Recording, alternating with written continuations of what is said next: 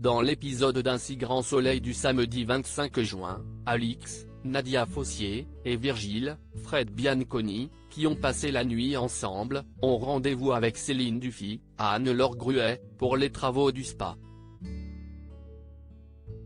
Mais l'entrepreneur ne pourra pas y assister, puisqu'il doit trouver deux vigiles qu'il doit briefer.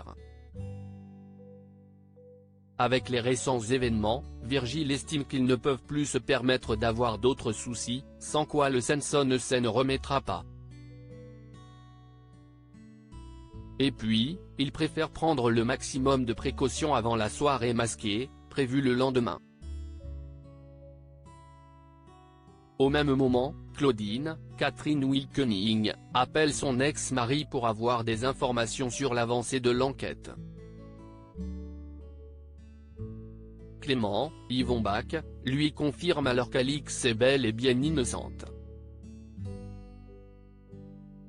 Mais contrairement à l'avocate qui trouve qu'il s'est acharné sur sa cliente, le commissaire estime simplement avoir fait son travail. Claudine espère tout de même que Clément mettra autant d'énergie à trouver le vrai coupable qu'il en a mis à incriminer Alix. L'enquête est au point mort.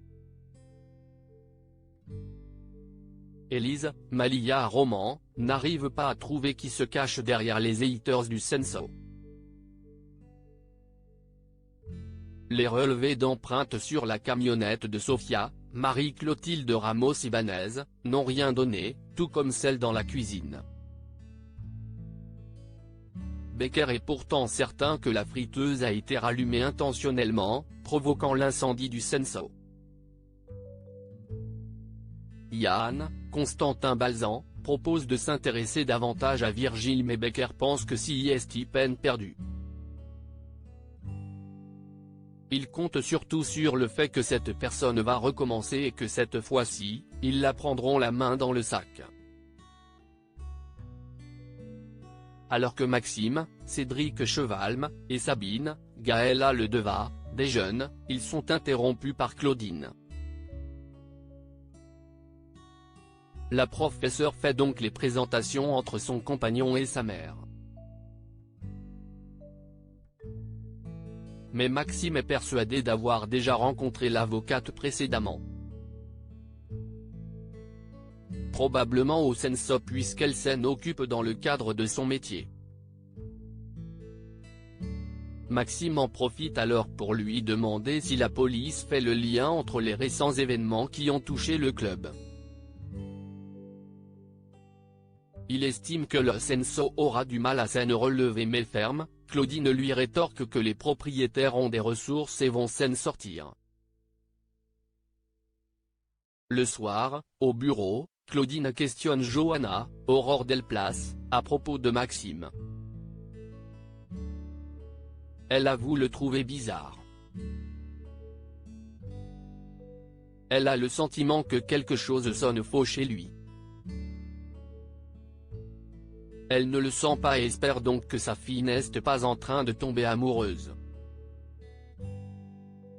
Louis sanctionné, Léonore et Marc en désaccord. La proviseure du lycée annonce à Marc, César Méric, et Léonore, Maeva Pasquali, que le conseil de discipline a décidé d'exclure leur fils pour une durée de 5 jours.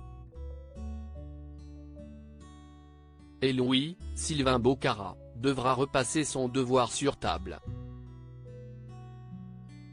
Alors que Léonore trouve la sanction lourde, la proviseure lui rappelle que le lycée et la professeure de français auraient pu porter plainte contre le jeune homme.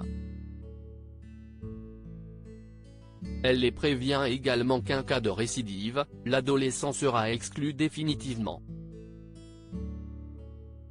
Surtout, elle leur fait remarquer que si c'est aux parents que revient la charge de rappeler à leurs enfants où sont les limites.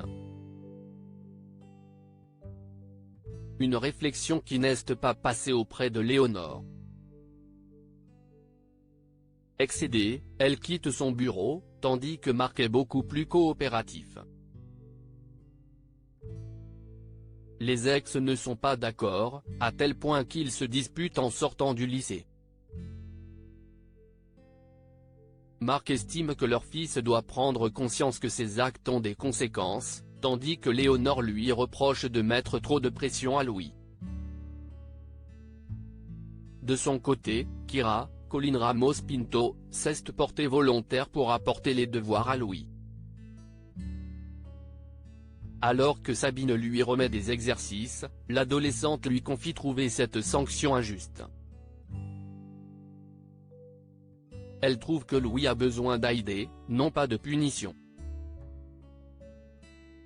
Sabine, qui a confiance en Louis, est convaincue qu'il va se reprendre.